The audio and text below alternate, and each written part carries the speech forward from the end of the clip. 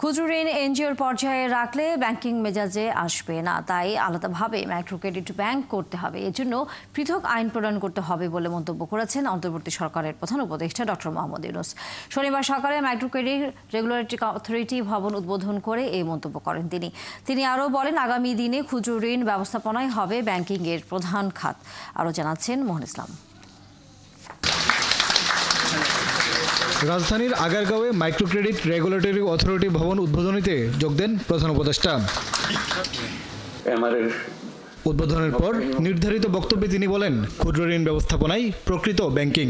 আগামী দিনে এই ব্যবস্থাপনা হবে ব্যাংকিংয়ের প্রধান খাত।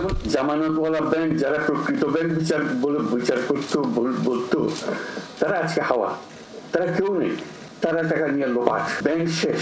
আর মাইক্রো ক্রেডিট পরিসংখ্যান আপনারা দেখতেছেন, পয়সা কেউ মারে নাই, কেউ পালিয়ে যায় নাই।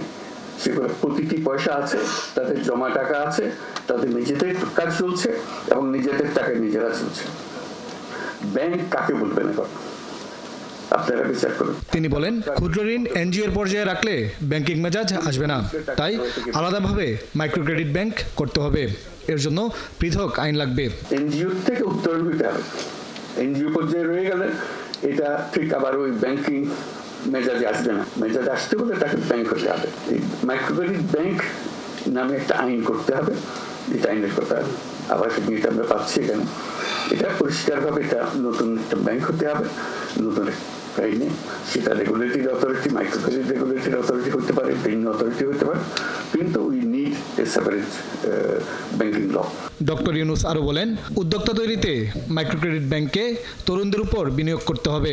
সরকার হিসেবে আমাদের দায়িত্ব হলো সে প্রতিষ্ঠানগুলো সৃষ্টি করে দেওয়া। তাহলে এই ব্যাংক সৃষ্টি করার দায়িত্ব হলো আমাদের।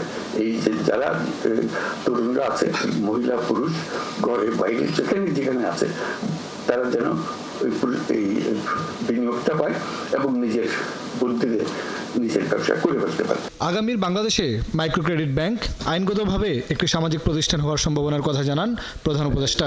কোয়ালিফাই করে না সেরকম যারা ইনভেস্টর, তারা তাদের কাছে মুনাফা নিতে পারবে। মোহন ইসলাম, ৭১, ঢাকা। অংশ তার মধ্যে